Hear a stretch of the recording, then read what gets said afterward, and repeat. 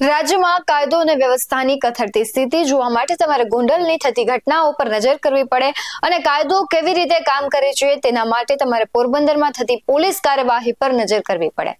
એક સમય હતો કે ત્યારે કહેવાતું કે પોરબંદરમાં પ્રવેશતા કાયદો અને વ્યવસ્થાની હદ પૂરી થાય, પણ અત્યારે પોરબંદરમાં સ્થિતિ વિપરીત છે। હાલ પોરબંદરમાં દબંગાઈ કરતા લોકો પર આકરું વલણ અપનાવી પોલીસ ખૂબ સારી કામગીરી કરી રહી છે અને બીજી તરફ ગોંડલમાં પોલીસ કામ તો કરે છે પણ અમુક લોકોને છોડીને। આવો કેવો ભેદભાવ કે તમે સામાન્ય અને નિર્દોષ લોકોને ડરાવી ધમકાવી ગુનેગાર સાબિત કરો અને ખરેખર ગુંડાગર્દી કરે છે તેમને નહીં। નમસ્કાર, વિગતવાર સાથે હું છું ભગવતી વિશાવડિયા।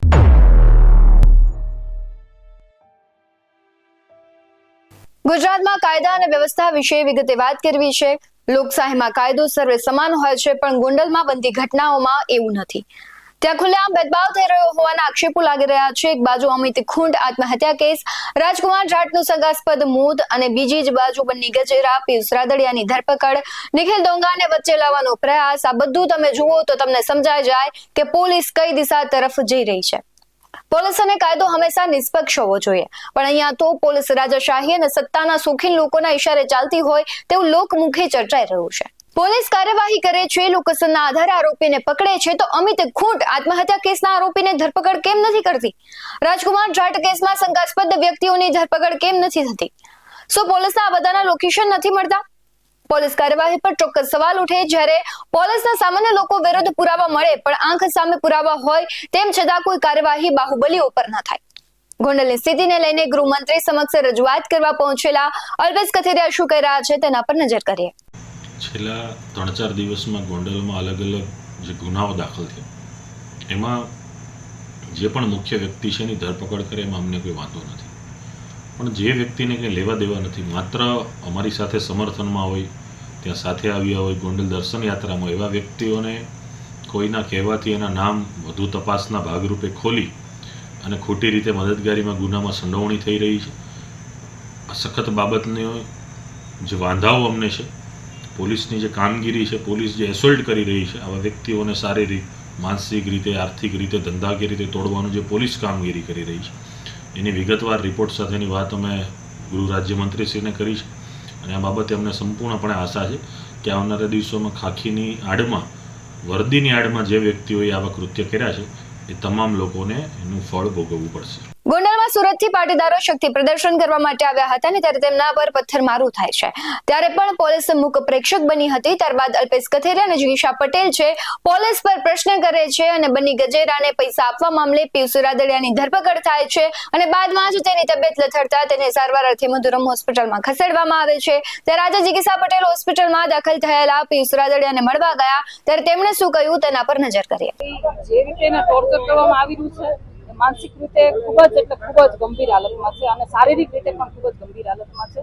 અમે એની ખબર કાઢવા એટલા માટે જ આવ્યા છીએ કે ખોટી રીતે જે કહેવાય ને કે આપણા બંધારણીય જે હક છે એ પણ એને ફોલો કરવા દેવામાં નથી આવ્યા, એટલે ક્યાંક ને ક્યાંક લોકોના હકને પણ દબાવવામાં આવી રહ્યું છે અને એના માટે પોલીસ તંત્ર અત્યારે સમર્થન કરી રહ્યું છે ગુનેગારોને।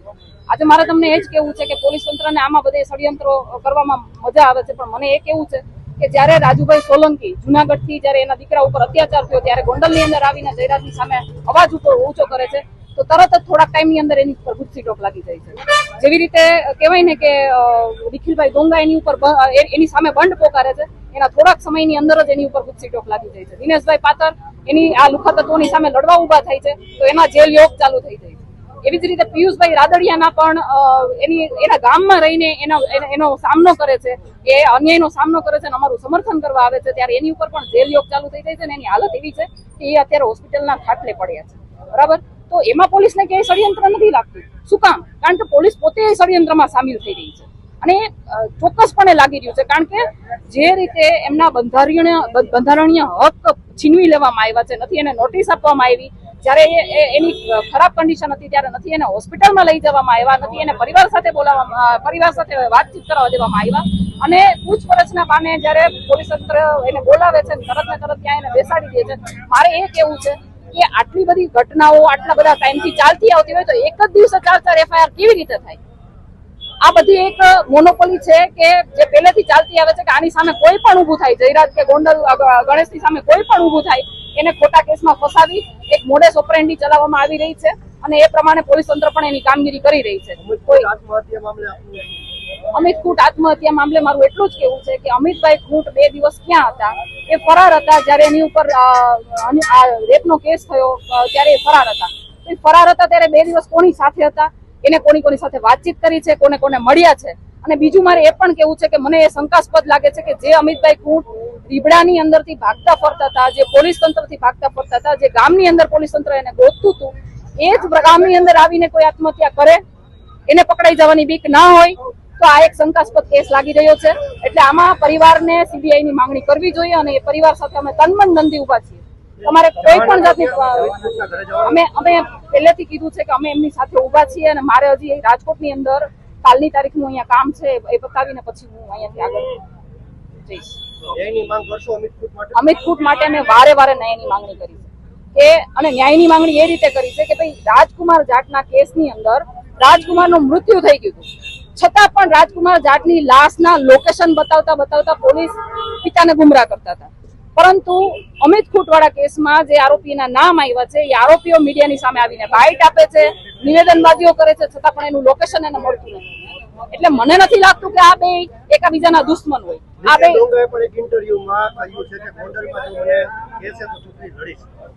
નિખિલભાઈ ડોંગા સાથે મારે પર્સનલ કોઈ પણ વાતચીત થઈ નથી અથવા તો પર્સનલી હું ક્યારે એને રૂબરૂમાં મળી નથી.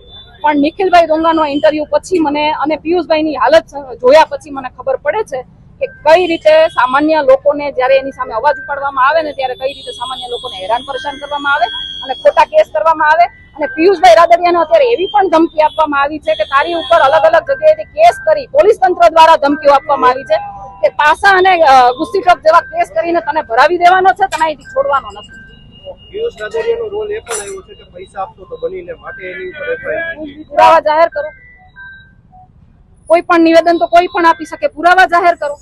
અત્યારે હું પિયુષભાઈ રાદડિયાને મળી ત્યારે મને ખબર પડી કે પિયુષભાઈને જે રીતે પરેશાન કરવામાં આવી રહ્યા છે, એક કેસમાંથી છોડે, બીજા કેસમાં નાખે, જામીન થવા ન દે, 24 કલાક બેસાડી રાખે, વકીલ સાથે વાત ન કરવા દે. અને એના પછી પણ આટલું બધું થઈ ગયા પછી પિયુષભાઈ અત્યારે અહીંયા હોસ્પિટલમાં એડમિટ છે ત્યારે પોલીસ તંત્ર એના હોટલે એના પાર્ટનરો પાસે જાય છે, એને દબાવવાની કોશિશ કરે છે, એને નોટિસો મોકલવાની કોશિશ કરે છે, ધંધાકીય એને પતાવવાની કોશિશ કરે છે. કોના ઈશારે આ બધું થઈ ગયું છે અને શું કામ કરો છો તમે? પાટીદાર વોર અત્યારે છે, પાટીદાર ઉપર એક પછી એક વાર થઈ રહ્યા છે. મોળધામ પ્રમુખ ક્યાં છે, ઉમિયાધામ પ્રમુખ ક્યાં છે? જો આ છે ને એવી મેટર છે કે સમાજ ઉપર જ્યારે પણ કઈ થાય ને તો આગેવાનોએ પોતાની રીતે સ્વયંભૂ આગળ આવવું જોઈએ. આમાં કોઈને ઇન્વિટેશન આપવા જવાના ના હોય. અને મીડિયાના માધ્યમથી હું દર વખતે કહું છું કે તમે સમાજની આગેવાની લીધી છે તો તમારે સમાજ માટે ઊભું રહેવું જોઈએ, તમારે આગળ આવવું જોઈએ. તમને ઇન્વિટેશન આપીને વારે તમને કાટલા પકડીને બહાર ન કાઢવાના હોય. જો તમે નથી ઉભા રહેતા તો સમાજ સમજી શકે છે તમે શું કરો છો, સમાજના નામે તમે શું રોટલા શેકો છો, એ બધું સમાજ સમજી શકે છે. એટલે જ્યારે જરૂર પડે ને ત્યારે બધા આગેવાનોએ આવવું. અનેક ગતકડા ખુલી રહ્યા છે, હજુ ઘણું બધું બાકી છે જે બંધ બારડે શેકાઈ રહ્યું છે. એક પાના ખુલે તો સત્ય બહાર આવે ને પોલીસ હજુ તપાસ તો કરી જ રહી છે, પણ તપાસના નામે મામલો શાંત પાડવાની વાત છે કે શું તેવું ચર્ચાઈ રહ્યું છે. આવા અનેક પ્રશ્નો ઉદ્ભવી રહ્યા છે જે સતત શંકાઓને જન્મ આપે છે. ગોંડલમાં ચાલતો ભેદભાવ, હત્યાઓ, ગુંડાગર્દી આ ખૂબ જ મોટું દૂષણ છે અને જૂનું પણ છે. આ દૂષણના મૂળિયા ખૂબ જ ઊંડા છે. તેને ઉખેડવા માટે ખૂબ સંઘર્ષ કરવો પડે ને તેમાં કેટલાય નિર્દોષોના જીવ પણ હોમાઈ શકે. પણ પોલીસ સાથે મૂક પ્રેક્ષક બનેલા મોટા ગજાના રાજકીય અને સામાજિક નેતાઓને પણ પૂછવું છે કે કેમ તમે આ ખાડા કાન કરો છો. ગોંડલમાં જૂથવાદની વાત કરીએ તો ગુજરાતમાં ભારતીય જનતા પાર્ટીમાં આંતરિક વિખવાદ અને જૂથબંધીના અહેવાલો સતત સામે આવતા હોય છે. મુખ્યત્વે ગોંડલમાં ભાજપના વર્તમાન ધારાસભ્ય ગીતાબા જાડેજાના પુત્ર ગણેશ જાડેજા અને પાટીદાર નેતા અલ્પેશ કથિરિયા વચ્ચેના મતભેદો સપાટી પર આવ્યા છે. આ વિવાદ ક્યારેક જાહેરમાં શક્તિ પ્રદર્શન તો ક્યારેક સોશિયલ મીડિયા પર શાબ્દિક યુદ્ધના સ્વરૂપમાં જોવા મળે છે. આ સિવાય ગોંડલ તાલુકા ભાજપ પ્રમુખ અને ઉપપ્રમુખ સામે પણ કેટલાક આક્ષેપો થયા છે જે દર્શાવે છે કે સ્થાનિક સ્તરે પણ પક્ષમાં આંતરિક ખેંચતાણ કેટલી ચાલી રહી છે. ટૂંકમાં ગોંડલમાં ભાજપનું જ ભાજપ પર દબાણ જેવી સ્થિતિ જોવા મળી રહી છે ને જ્યાં પક્ષના જ જુદા નેતાઓ પર અને જૂથો વચ્ચે વર્ચસ્વની લડાઈ ચાલી રહી છે. આના કારણે જે પક્ષની આંતરિક એકતા અને કાયદો વ્યવસ્થાની સ્થિતિ પર પણ સવાલો ઉઠી રહ્યા છે. હાલ વાત વિગતવારમાં બસ આટલું જ. વધુ અહેવાલો તમારે જોવા હોય તો અમારી YouTube ચેનલને સબસ્ક્રાઇબ કરવાનું, અમને Facebook અને Instagram પર ફોલો કરવાનું ભૂલશો નહીં. બાકી અવનવી અપડેટ્સ મેળવવા માટે આપ જોતા રહો BS1 ન્યૂઝ. નમસ્કાર.